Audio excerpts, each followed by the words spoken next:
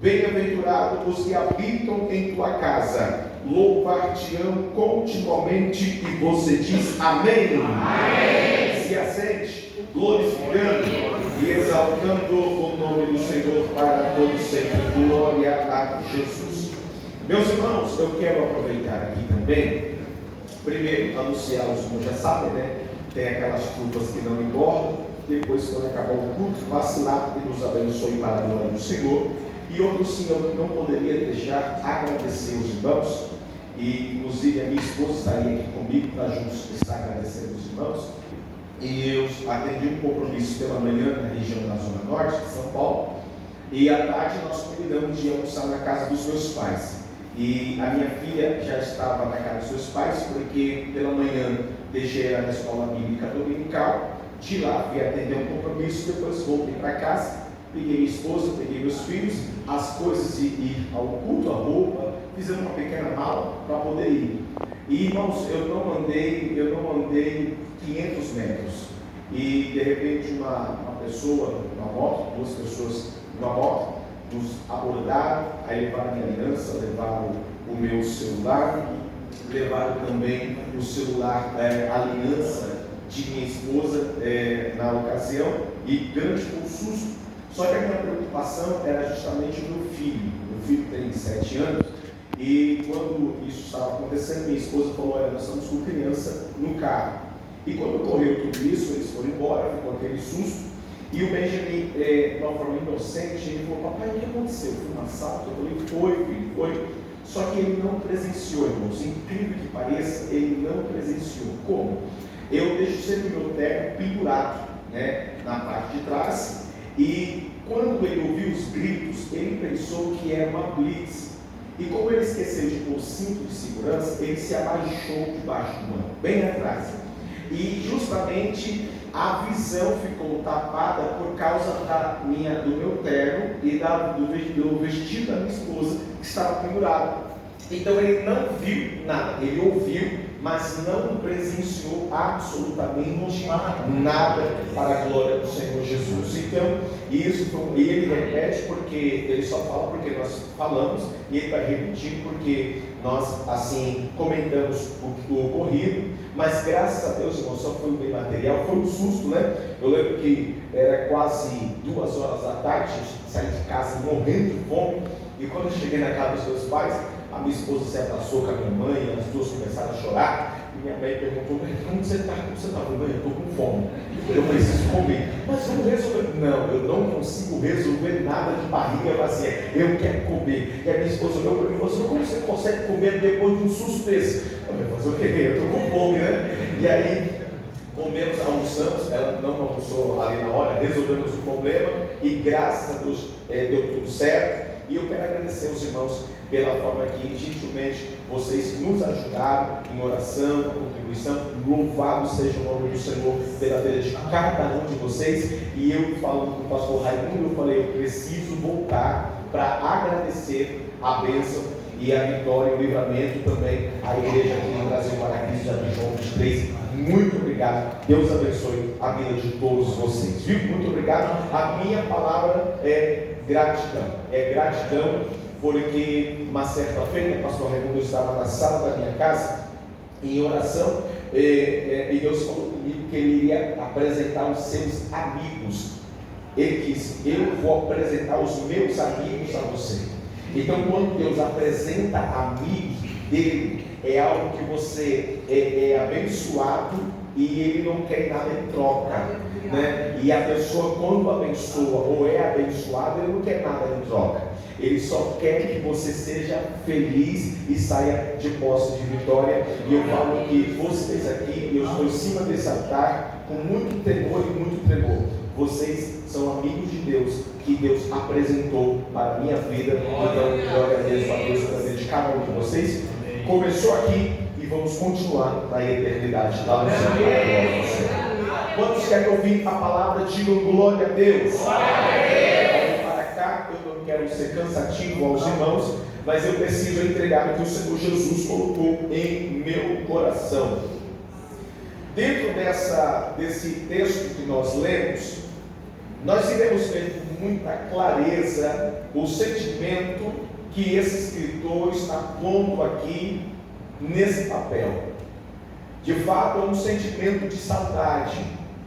O escritor aqui é os filhos de Corá, e é o período que eles estão no cativeiro por causa do pecado de idolatria que eles acometeram por muitos anos.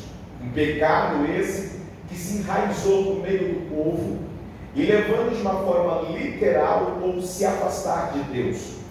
Como Deus tinha falado por intermédio de alguns profetas que o cativeiro iria vir, Deus permitiu então que o cativeiro viesse, ou seja, a Babilônia, e levasse eles para o cativeiro. Agora eles estão na Babilônia, e mesmo não tendo a proibição, ou seja, eles tinham liberdade de adorar a Deus na Babilônia, mas adorar a Deus na Babilônia não era a mesma coisa que adorar a Deus em Jerusalém. Se você lembrar, e não muito longe, nós, quando teve as ondas da pandemia, as duas ondas da pandemia, onde os templos se fecharam, nós ficamos naqueles cultos online. Então, mesmo que a palavra, os louvores fossem entoados, a palavra ministrada, adorar a Deus em casa não era a mesma coisa que adorar a Deus no templo. Havia uma diferença. Então, adorar a Deus na Babilônia não era a mesma coisa que adorar a Deus em Jerusalém. Então, esse escritor está colocando no papel o sentimento que ele está tendo nesse momento, que é um sentimento de saudade. E ele começa a recordar, a se lembrar dos momentos dos cultos, dos momentos festivos, das festas que aconteciam todos os anos em Jerusalém, e isso vai causar um sentimento de saudade. Mas quando no versículo 1 ele fala acerca de tabernáculos, quão amáveis são os teus tabernáculos. Quando ele fala tabernáculos no plural, dá a entender que a Bíblia vai falar acerca de muitos tabernáculos, mas na verdade a Bíblia vai falar acerca de um tabernáculo que foi feito sob a responsabilidade de Moisés. E qual foi o propósito da construção do tabernáculo? Desde a fundação do mundo, quando Deus colocou no jardim Adão, e logo em seguida Eva veio para ajudar a administrar todo o jardim, o propósito do Senhor era justamente se relacionar com o ser humano, mas o pecado fez essa distância entre o ser humano e Deus. Agora não era qualquer pessoa que tinha acesso a Deus, ou não era qualquer pessoa que tinha oportunidade para falar com Deus. É bem verdade que vai entrar na dispensação patriarcal, que é a dispensação de Abraão, de Isaac e de Jacó, onde Deus, de uma forma muito clara, vai falar com os patriarcas.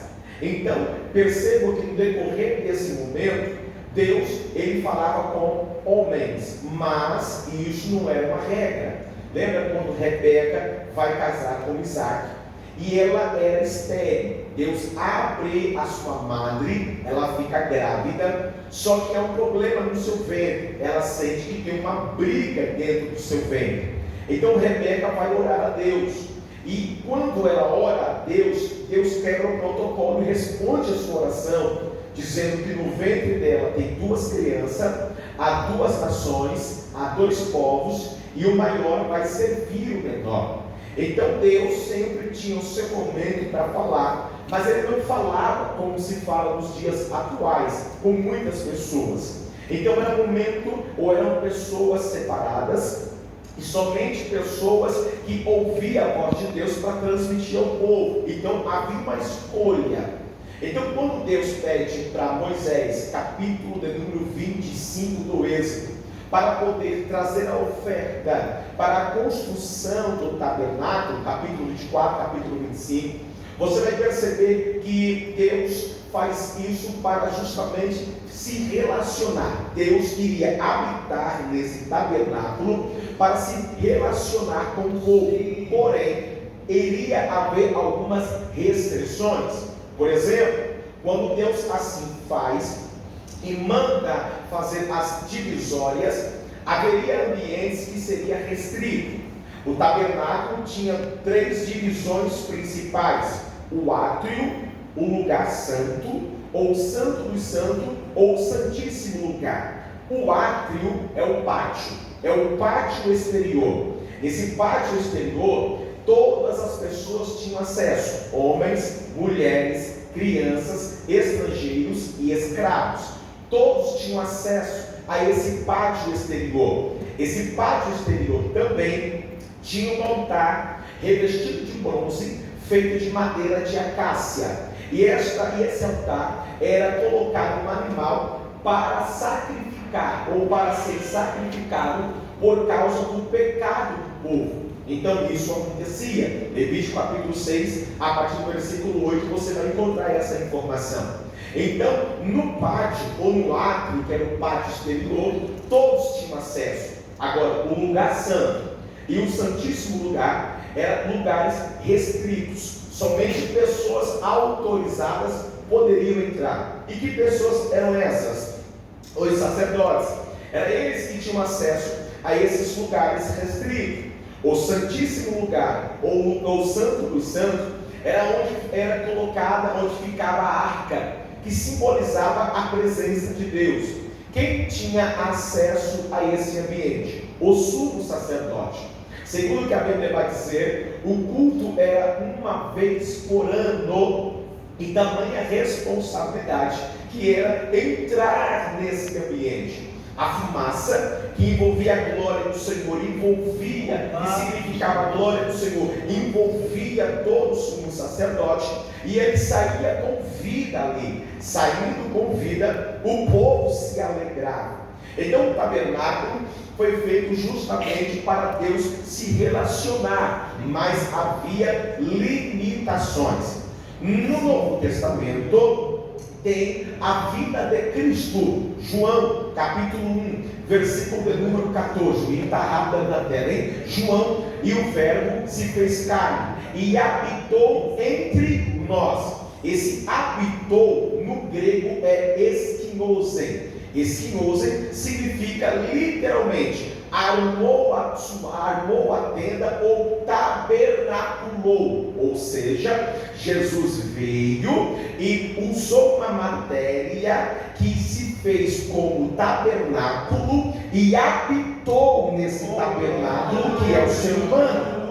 Só que o privilégio que teve somente aqueles que foram contemporâneos de Cristo, ou seja, somente eles tiveram o privilégio. Mesmo assim, o propósito dele era se relacionar com o povo, mas o povo não quis. Segundo que João vai escrever no seu capítulo 1, versículo de número 4, se não falha a memória, e versículo 6, que vai dizer assim: houve um homem enviado de Deus, cujo nome era João. Continue: esse veio para testemunho, para que testificasse da luz, para que todos crescem por ele. Não era ele a luz. Quem não era a luz? O João, o Batista. Mas para que testificasse da luz. Ali estava a luz verdadeira, que ilumina a todo homem que vem ao mundo. Estava no mundo, e o mundo foi feito por ele, e o mundo não conheceu.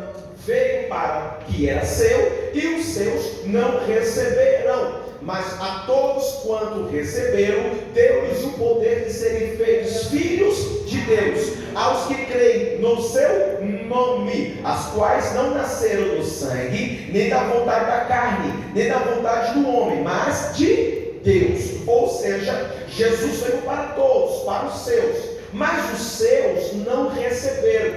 E quem abraçou Jesus? Os gentios. Os gentios abraçaram a Jesus. Jesus, aquele que usou uma matéria, ele tabernaculou, ou seja, usou um tabernáculo móvel. E isso foi estratégia de Deus ainda no deserto. Porque quando Deus dá a estratégia para Moisés construir o tabernáculo, ele disse que o tabernáculo deveria ser móvel. A nuvem movia era momento de desmontar o tabernáculo e também levar aonde a nuvem seguia.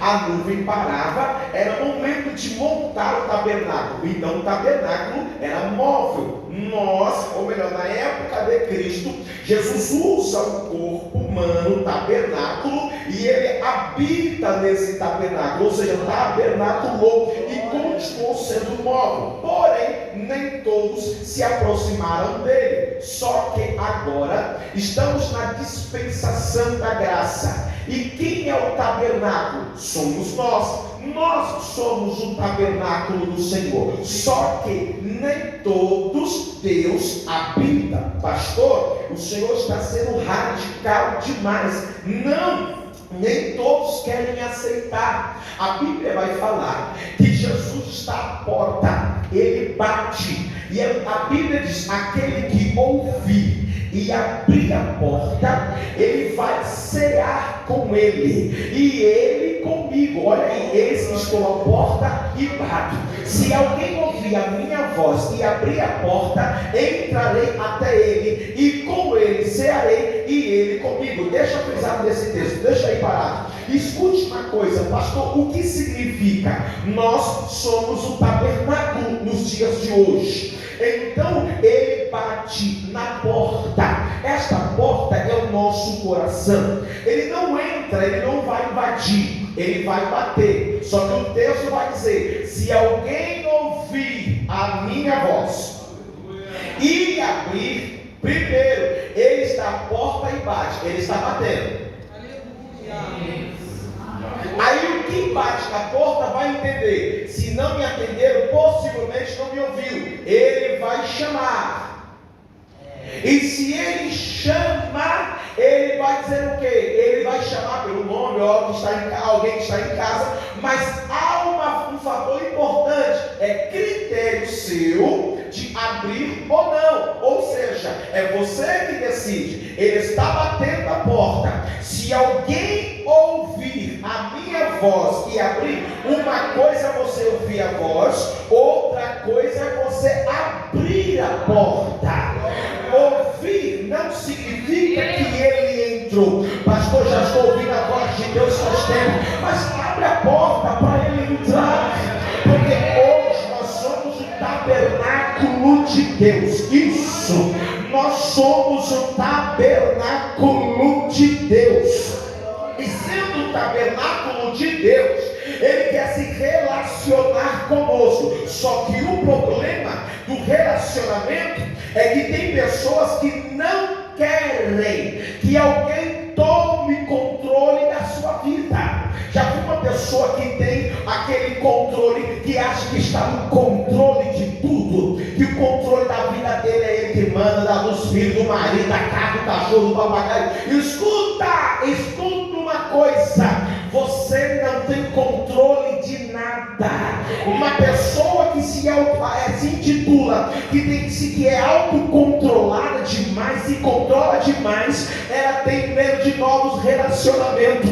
Porque quando Jesus entra, quem vai comandar a tua vida é Ele.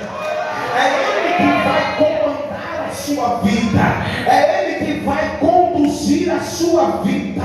O problema de muitos é que está ouvindo a voz, não querem abrir a porta para ele entrar. Pastor, se ele entrar, o que vai ter? Vai ter festa. Ele vai cear com você e você com ele. Pastor, mas é a minha família. A sua família só vai ter transformação quando você tomar iniciativa de, além de ouvir a voz, abrir a porta e ele entrar para você cear juntamente com ele. Pega na mão dessa pessoa que está do seu lado, pega na mão, fala para ele: Jesus está batendo na porta, está chamando pelo teu nome, e por que tu não abre a porta?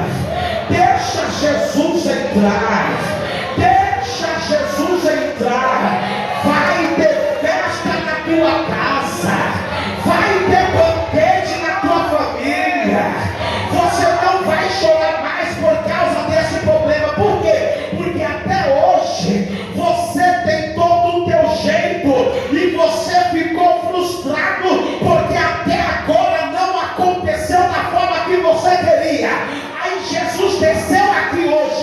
no Jardim João 23 para lhe dizer: abra a porta para tu ver o que eu vou fazer. Abra a porta para tu ver o que eu vou fazer. Eu vou fazer o que o homem não faz. Eu vou fazer o que a sociedade não faz. Eu vou fazer o que o político não faz. O que, pastor? Colocar a tua família no meu altar. Disso cheia. Aleluia. Só que lá em Apocalipse capítulo 21, versículo de número 3, coloca aí, Apocalipse 21 e 3. E ouviu uma grande voz do céu que dizia: eis aqui o tabernáculo de Deus. Eis aqui o tabernáculo de Deus. Está com quem? Segura. Eis aqui o tabernáculo de Deus que está com os homens. Aqui é lá na glória, é novos céus e nova terra. Isso vai se passar o milênio. Depois do milênio, Jesus vai permitir Satanás ser solto, vai enganar algumas pessoas por poucos dias, vai ser lançado e acabou. Aí João diz: vi os novos céus, a nova terra, e agora é tudo novo. E quando ele fala eis aqui o tabernáculo de Deus que está com os homens, é literalmente o próprio Deus habitando conosco. É literalmente o próprio Deus habitando conosco. E diz o texto: pois com eles habitará. Quem é eles? Somos nós. E eles serão o seu povo. Ele quem? Nós. E o mesmo Deus estará com ele. Ele quem? Nós. E será o céu? E será o céu? Olha lá, varão, Mateus capítulo 1, versículo 23. Vai se cumprir essa profecia. Sabe quando? Eis que a virgem conceberá e dará à luz a um filho, e chamarão seu nome de quê? Que traduzido é? Esse Deus conosco. Essa profecia, esta palavra vai se cumprir em 21 e 3 de Apocalipse, quando o próprio Deus, que é o tabernáculo com os homens, vai habitar no meio dos homens. Nós seremos o seu povo. Ele será o nosso Deus. E ninguém vai acabar com isso. Pega na mão dele, pega na mão dela. Fala para ele: daqui a pouco a profecia vai se cumprir. E nós estaremos com ele aonde? Na eternidade. Levanta as suas mãos aos céus. Dê um brado de glória para Jesus de Nazaré.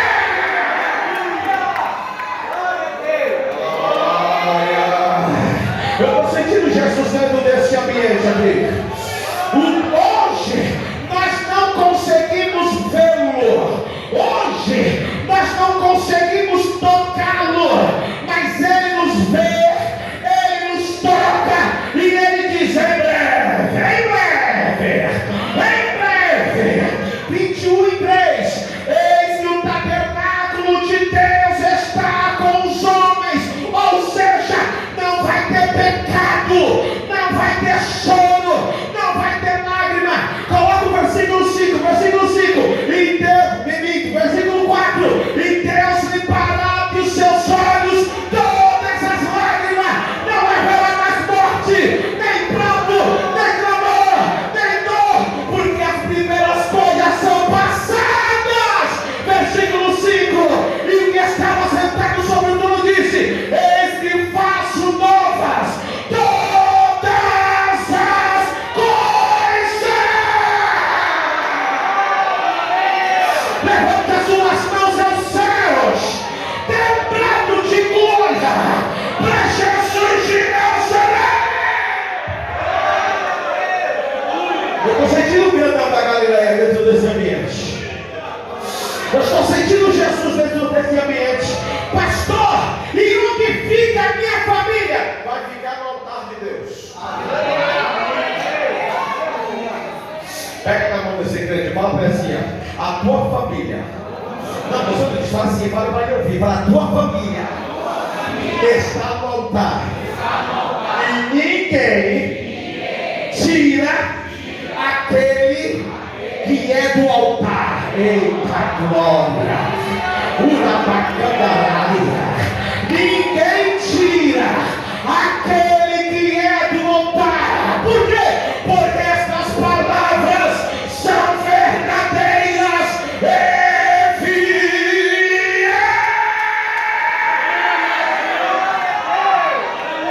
Só quem crê, levanta as duas mãos aos céus, dá uma rajada de glória para Jesus de Nazaré.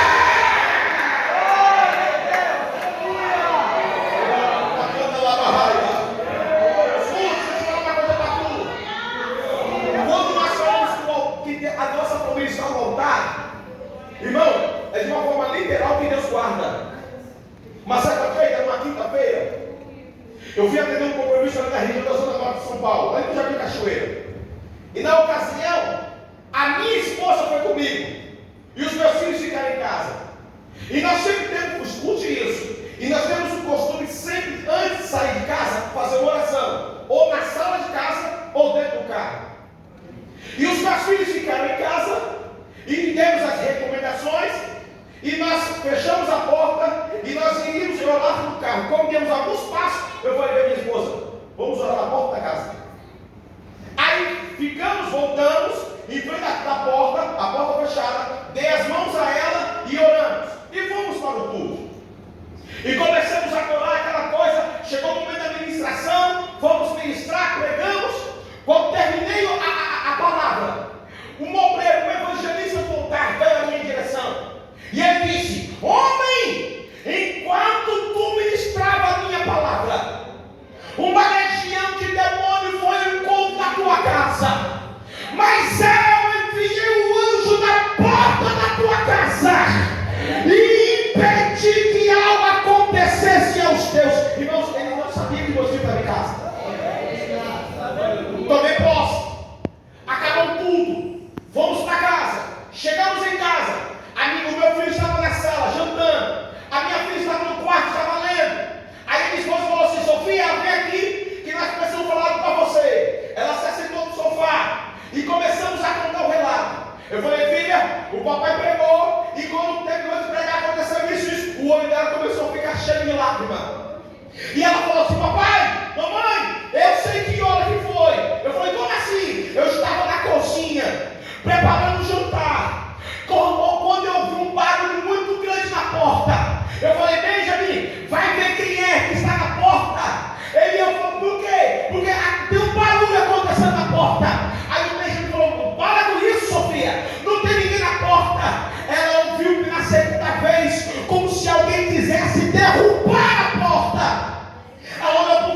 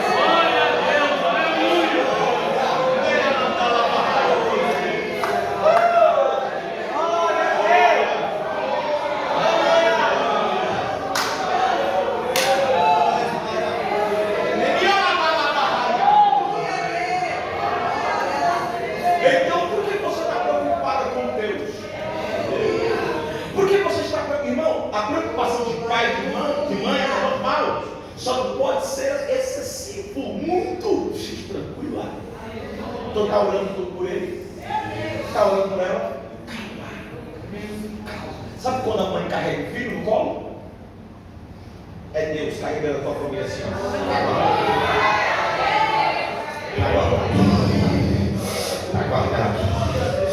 Está guardado. Pastor, mas estava em casa, tem um anjo na porta. Já vou falar novamente. Tem um anjo na porta com a espada desembanhada. Não vão entrar na tua casa. Não vai mexer com os teus. Deus está guardando na escola, Deus está guardando na faculdade, Deus está guardando no trabalho, Deus está guardando no transporte público, Deus está guardando no carro de aplicativo,